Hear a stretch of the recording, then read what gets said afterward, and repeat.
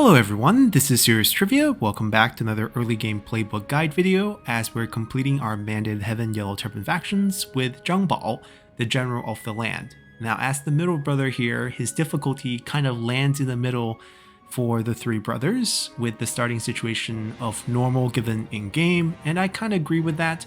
He focuses on attack and gains extra zeal from attacking, and zeal obviously decays over time and shared between all three brothers.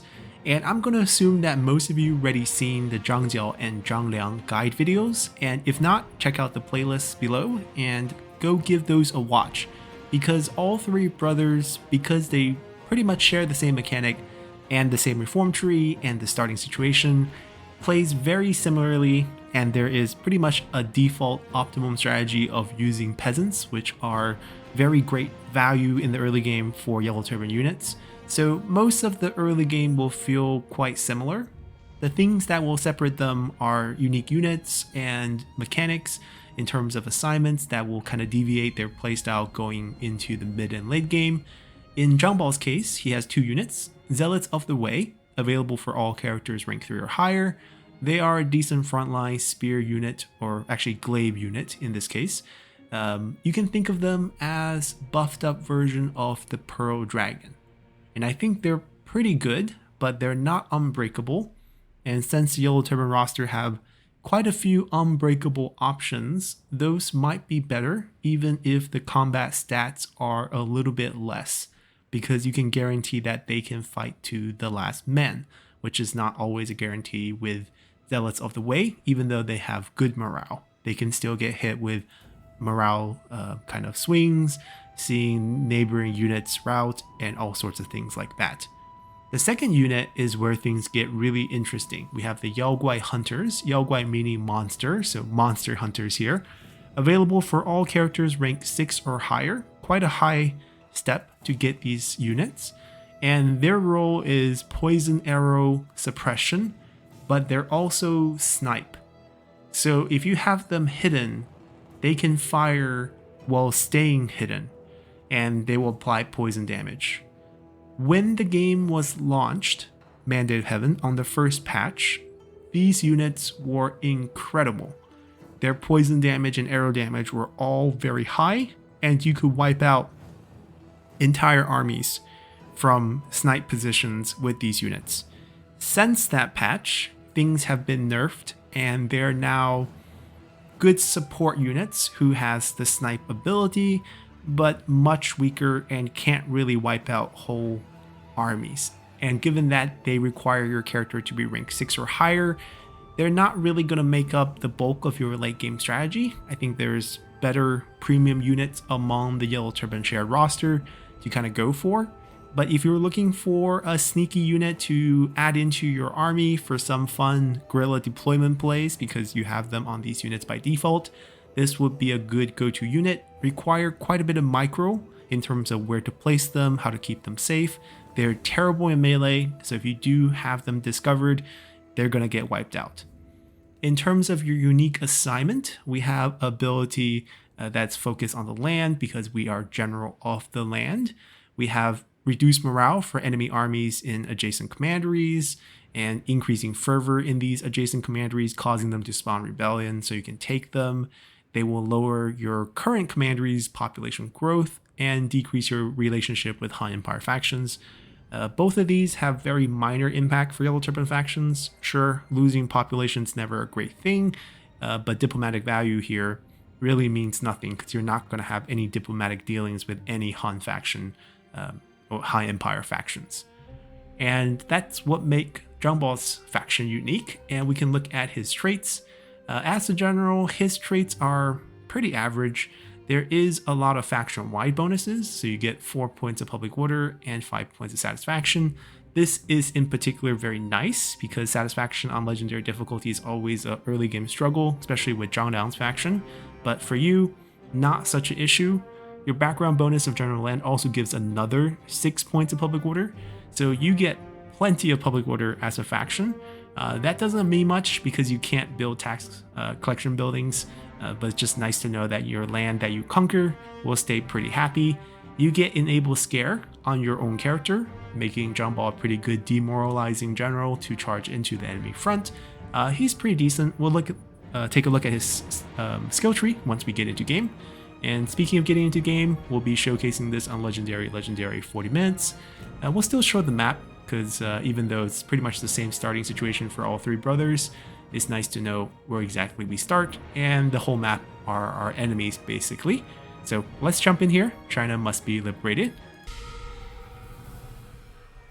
将军，黄巾军已被召集到了您的麾下，如今战机已到，我军如今可谓怒火中烧，必当无往不利。官府贪腐成风，乃至百姓贫困潦倒，如此大事，必当冲垮汉家王朝。我当与兄弟共举大义，纠合义军，以成大业。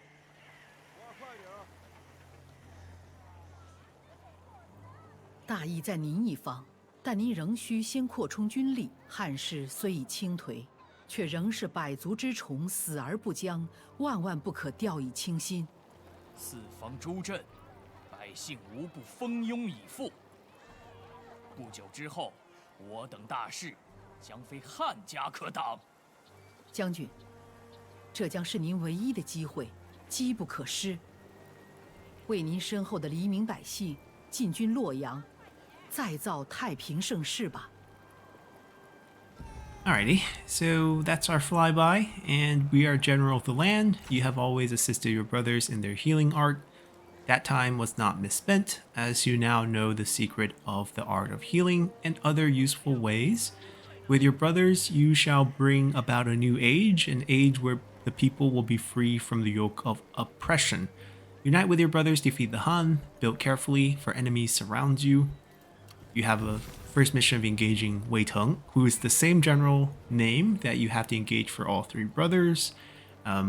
Not a hard battle at all. 5,000 to buffer your treasury and 5 points of zeal to help slow the decay. You actually have the best means of increasing decay for all three brothers because you have a default increase on attack. And you see that your bonus is 10% extra damage for all forces when attacking, meaning you're on the offensive side. You can be in an ambush for this. You can be on the field. As long as the ambush did not fail, you will be on the offensive side. Minus 5 points morale for defending enemy forces. This is actually super powerful, and why your faction being easy kind of makes sense. If you add on things like night battle, add a little bit of fire, add a little bit of cavalry, you can rout many armies, by default, essentially.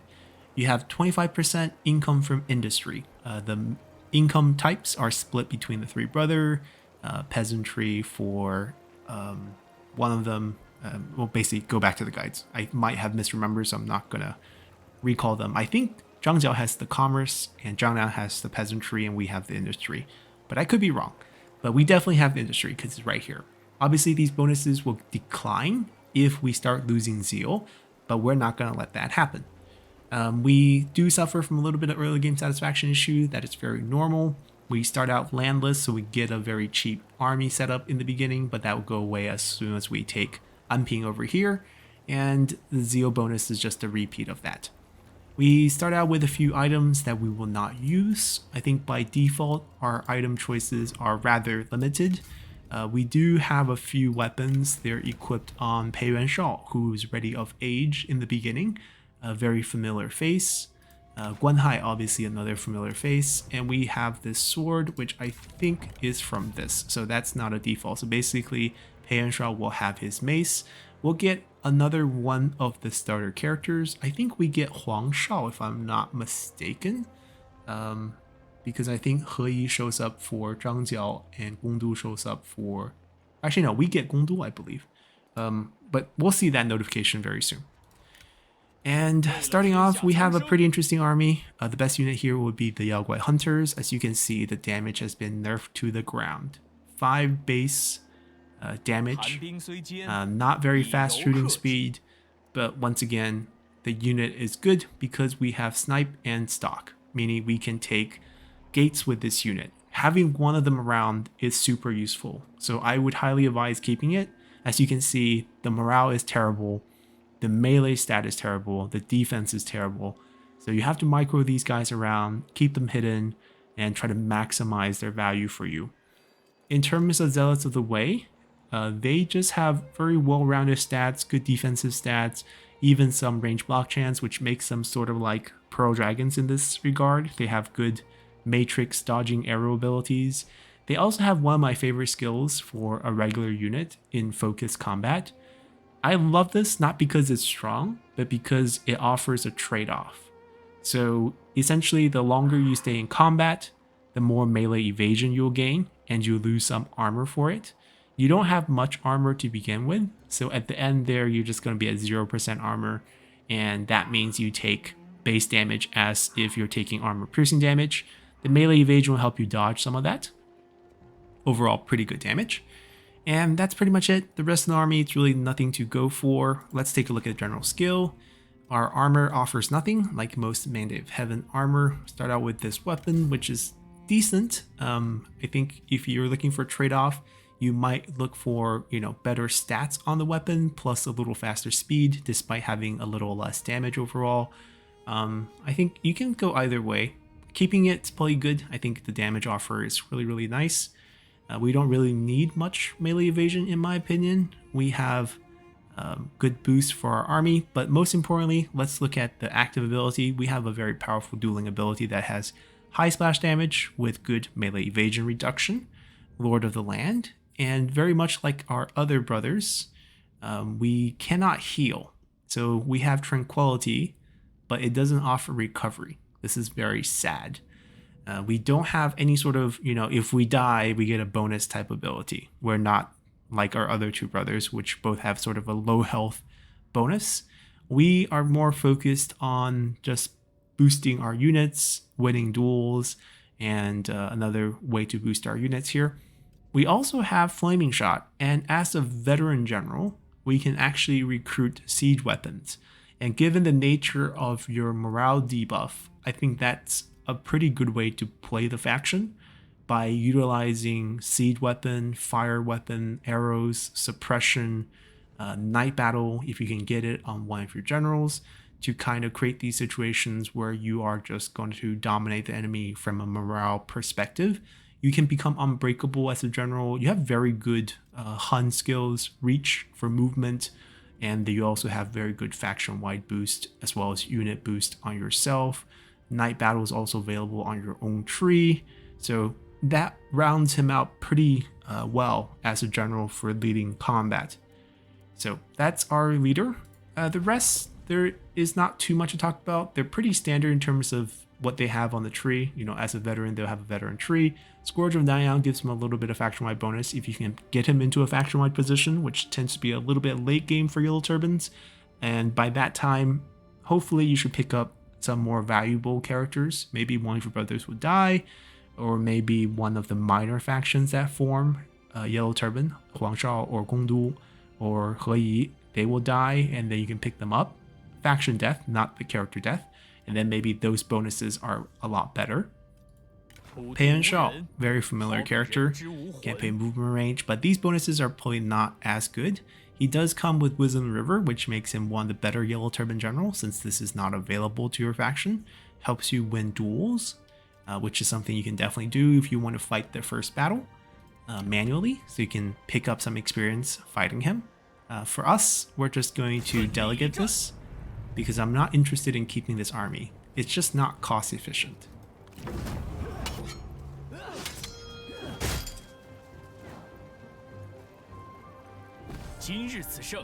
Alrighty. And we get 20 points of zeal, and if you do capture him, just release for extra income.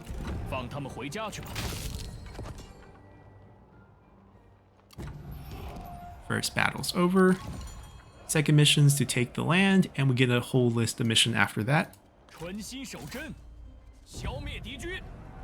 And this will delegate as well. Feel free to fight it yourself.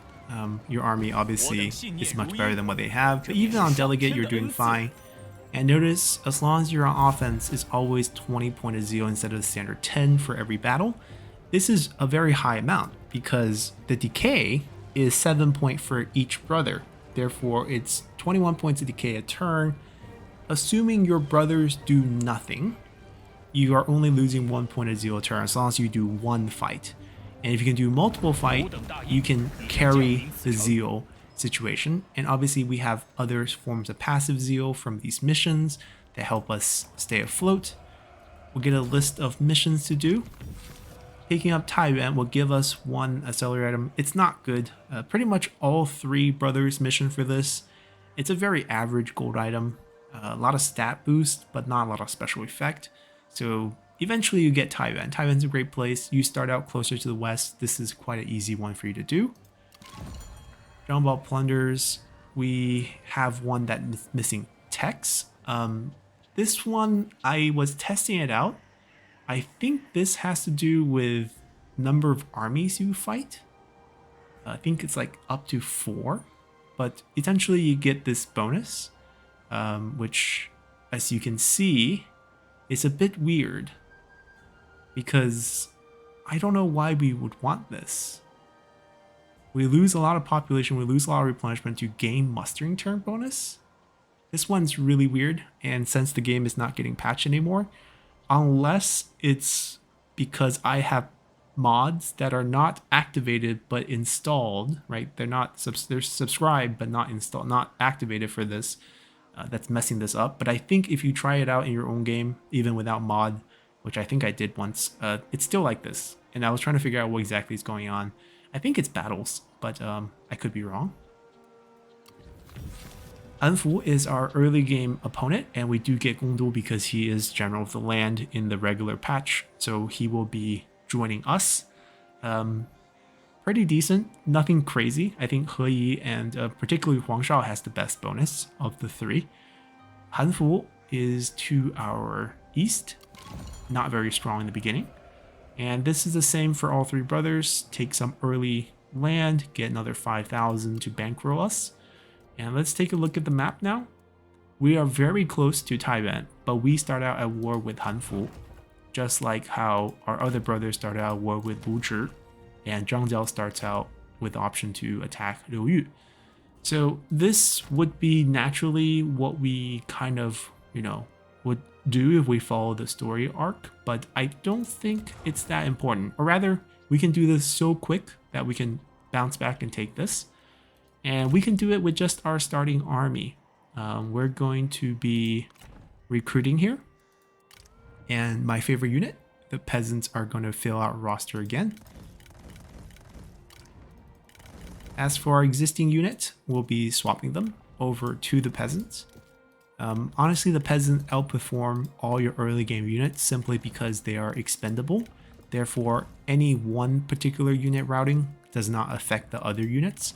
The only unit we will keep is the Yao Guai Hunter because they're able to sneak up and steal gates. And that's a very, very powerful trait. So we'll be swapping this as well. The savings on these unit swaps for the last 2 zealots, if you want to keep them, it's about 28 per turn.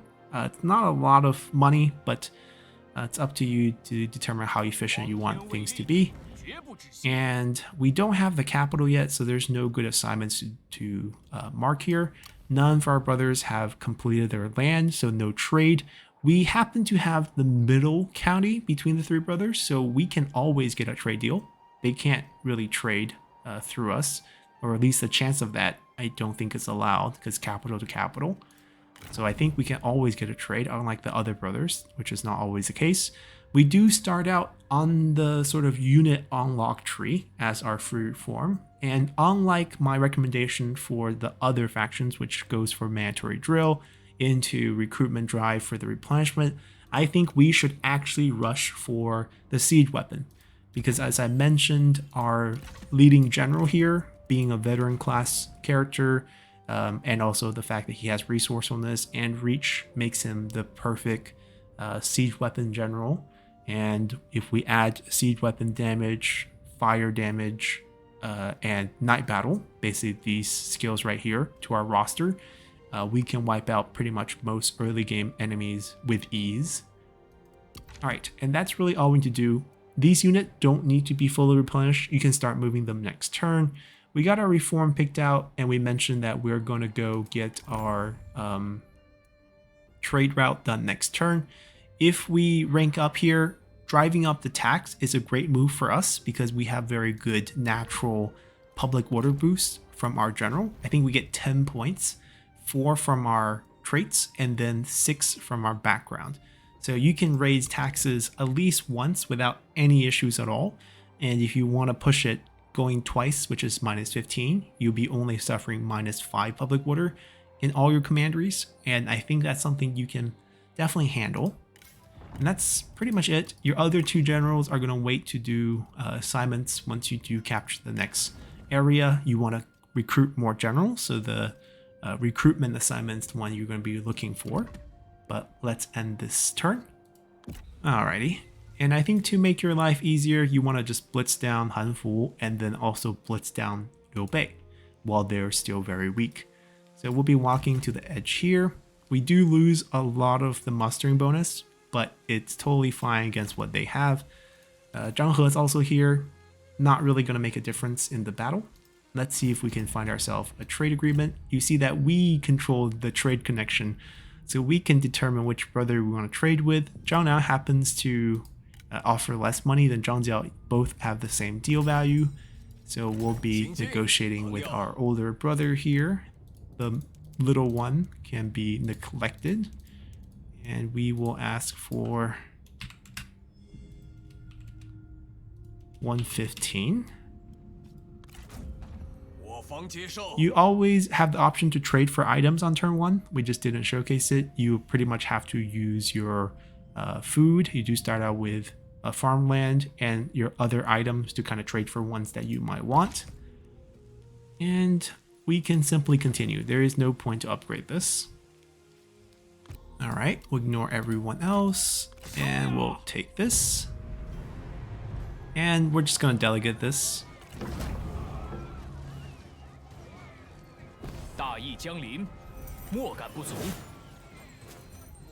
And you can definitely fight all these battles manually without any issues.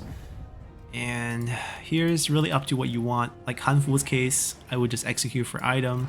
Zhang He doesn't have any items, or you can't drop weapons anymore, so you technically should be able to execute to take the weapon though, but he's not letting it go, so we're just going to release him. Or else we would kill him.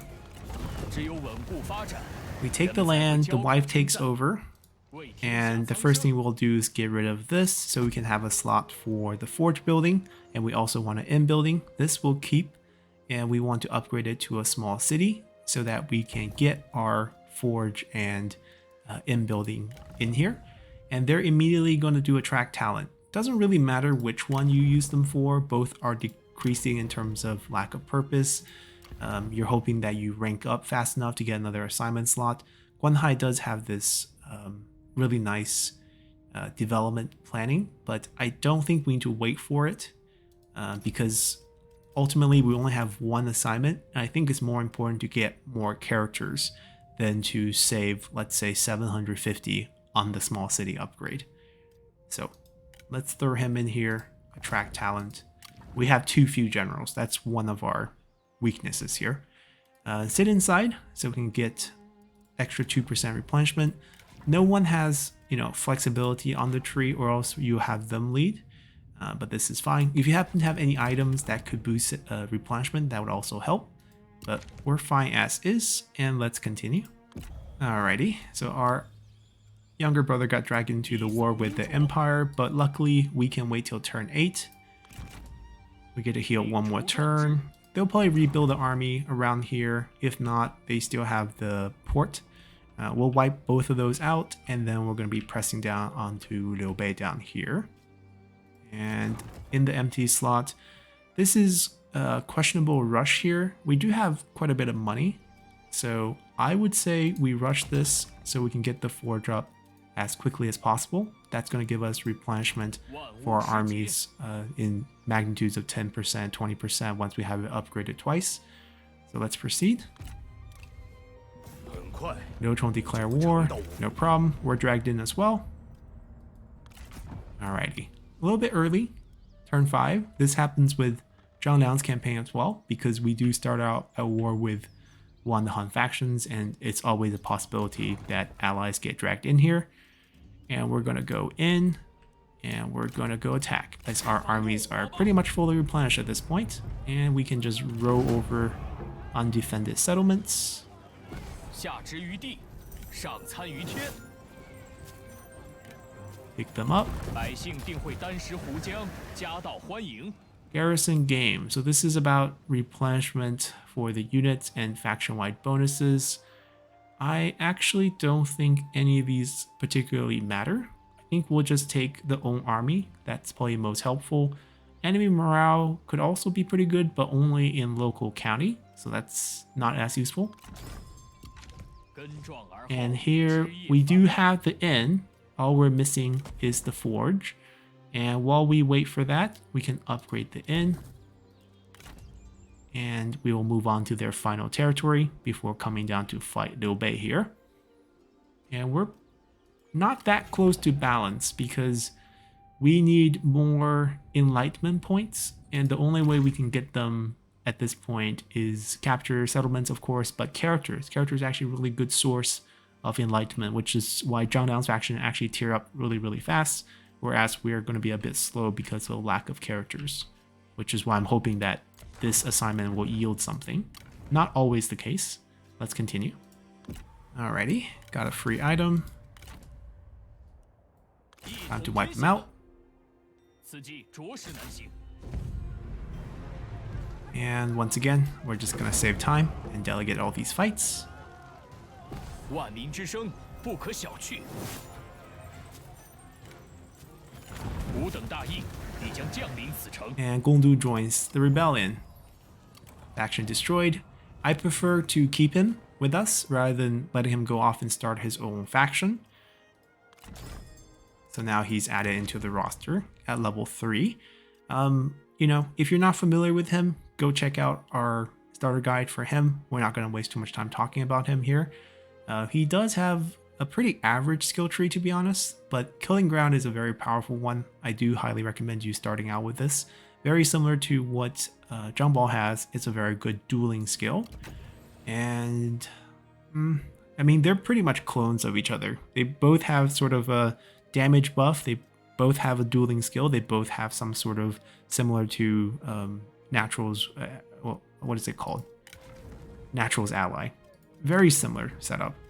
And honestly, I think it's fine just going for all 3 active. There's not a lot of really good faction-wide bonus that we could utilize this early on. And there's no things like Night Battles or Flaming Shot that we would desperately want to get. This is nice. But I think we'd rather get these and make him just a stronger combatant on the field. These bonuses are decent, and this one is infinite duration passive buff on himself. Yeah. Alright, we're good. We're probably not going to be able to use that army until we get that 5,000 payoff, which requires a bit of work from our brothers. They typically don't expand towards those locations, though, so we might have to be the one who go and clean up these. Just these 2. That's what we need. These 2. Alright, our next target is Liu Bei, as we will build our forge. And let's continue. Is there a build here? Yes, there is. So let's continue to build up the inn, which will increase our satisfaction faction-wide. That's the purpose we spam inn and forge early on. Good amount of satisfaction, good amount of replenishment. Alright, we get our reform finished, and we do get a character. So once again, these 3 represents the 3 classes. Compassion's a healer, Frugality is a veteran. I prefer Humility most of the time for Scholars, because Scholars make great bench characters, providing faction-wide bonus. So we got a Potter. They also come with items. You can use those if you want. Potter, not that useful. There is a really good one that gives straight up 10% research rate without any sort of requirement. And there is 2 classes that will come with Insight in the middle here for a free beginning skill. But even in this case, she's quite useful. Summon her on the field and we get -1 construction time. And their default skill is Inner Fire, making them decent duelist.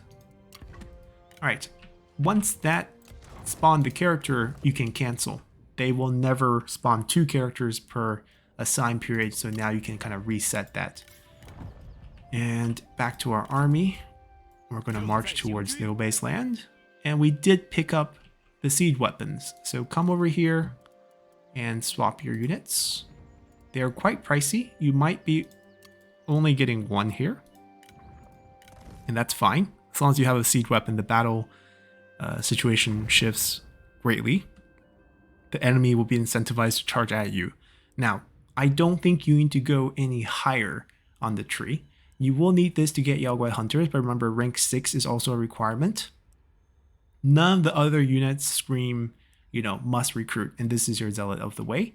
Now it's time to go back over here, pick up the cheaper retinue upkeep, pick up the enlightenment on these, pick up the deployables, and then pick up the replenishment rate and recruitment cost. And that's going to really set you up. The upkeep obviously help improve your economy at the same time of allowing you to have more armies on the field. And that's pretty much it. None of the buildings can be built, pretty much because we're poor. We will be rich once we conquer Liu Bei. So let's continue here. We're getting attacked from behind because our brothers can't really hold down anything.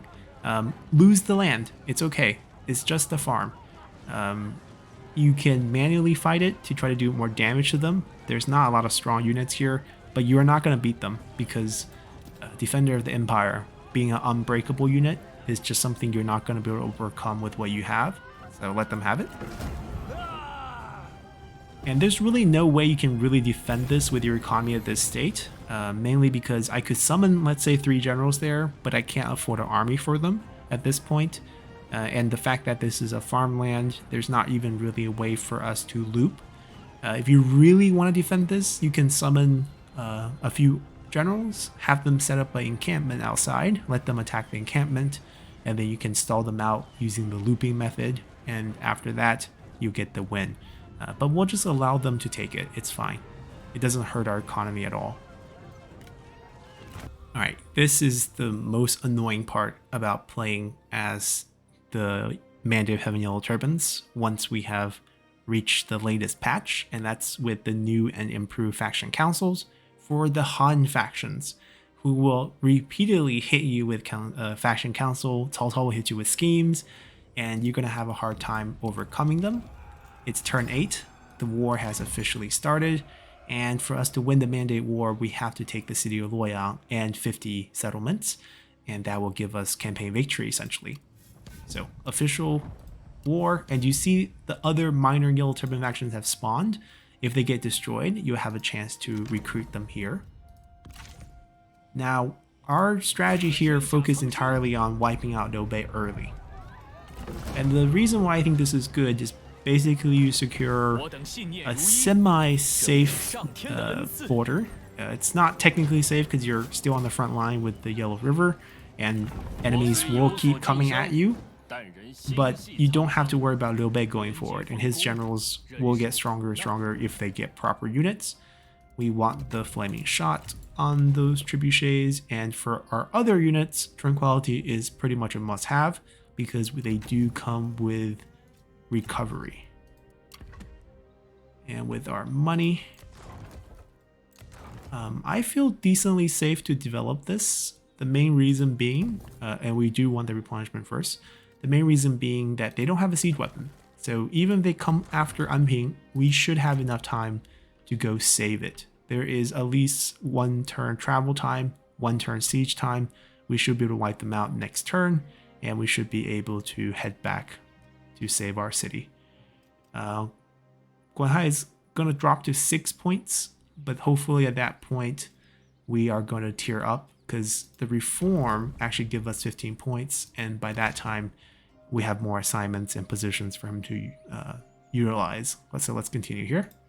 Alright, so they marched. They're coming over here with 2 armies. Both of them don't have a siege weapon, so they have to at least siege for a turn. The 3 brothers just spawned this turn, and this is probably when you want to go wipe them out.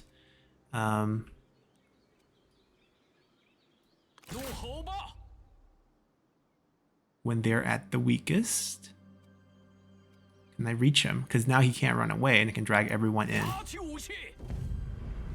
Yep. Delegates really poorly, but that's fine.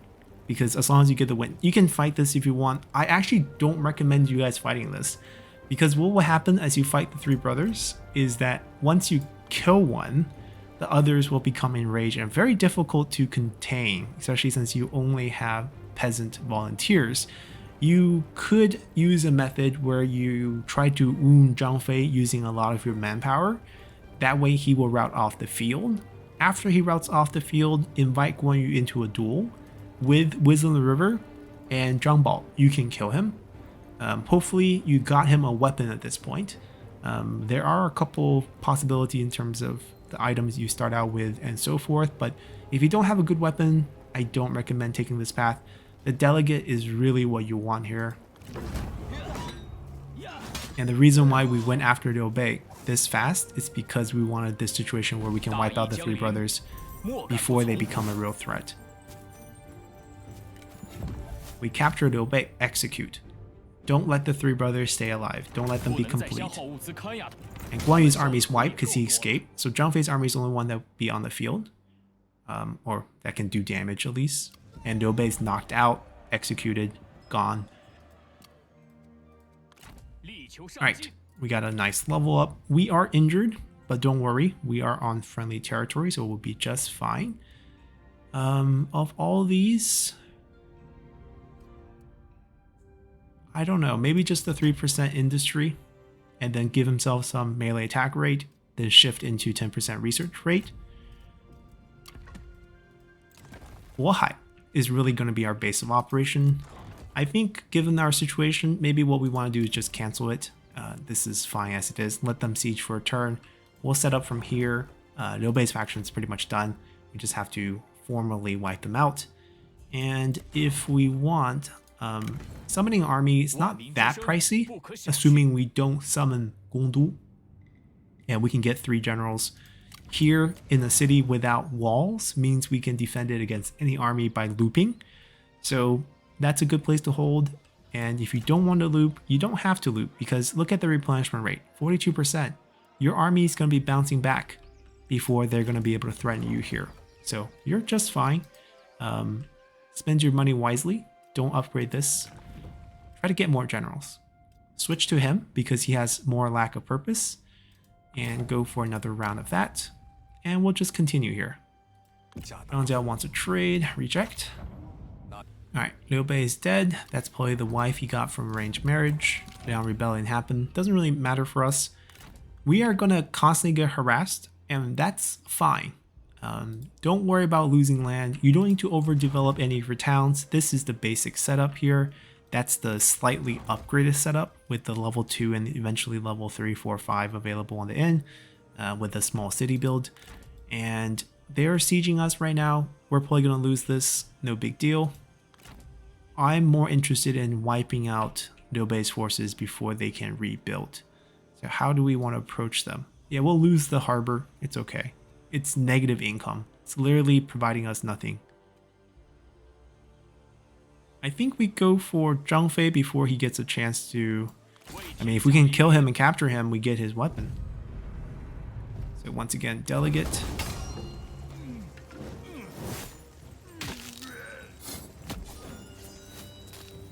And did we capture him? Yes, and always execute for these gold weapons. Put them on Zhang Bao, and you're fine. So at this point, it does look a bit messy because you're fighting the entire Han Empire, and they will flood the rivers, they will flood the seas coming at you. You don't exactly have a safe corner. But all you really need is Pingyuan and Bohai with this build setup, and you can summon the second army pretty soon. You make quite a bit of money from these fights, and this army is pretty much going to win against any army they can throw at you. Summon the second army. You only need 1 assignment character. The other 3 can come out. Flush them out with all peasants. The only character you might want to split from this army is Pei Yuan Shao, because he also has Flaming Shot. So you can have him lead another one with the same setup with just a trebuchet. It does help retaking cities with walls a lot more feasible. You can attack them without sieging for a turn. And, you know, the main problem you're going to have is that your brothers will have an easier time because the AI will focus you. Like, you almost never see Zhang Liang being able to take Lu Zhi's land like this. And the reason why he can do it is because Lu Zhi is busy chasing us and people are coming at us, and that's fine. We can handle that. We just have to keep attacking and retaking. Losing it is just another chance for us to make a bit more zeal once we retake it on offense. So that's pretty much it, the guide, for the Yellow Turban Brothers. I feel like all three of them play pretty easily. I think Zhang Bao has the toughest start because you do have a couple of tough battles you have to fight early on. For Zhang Bao, I think it's about wiping out a little bit early. You don't want the three brothers to develop, then it becomes a much more difficult situation. We do have to give up a bit to make this happen, but I think this is the right trade-off. You're able to get awesome weapons that you otherwise would not be able to use or get a receive. So where is our... There we go. There's our scholar. You can give Doubei's weapon to any of the scholars and proceed from here. So hopefully you guys enjoy the guide, and we'll see you all next time as we're going to move on to Liu Chong next week. We're going to be talking about characters that were added in for this time period now that we have done Lu Zhi, Liu Hong, and the three brothers, which are the only 5 factions that are only playable in 182. So until next time, bye!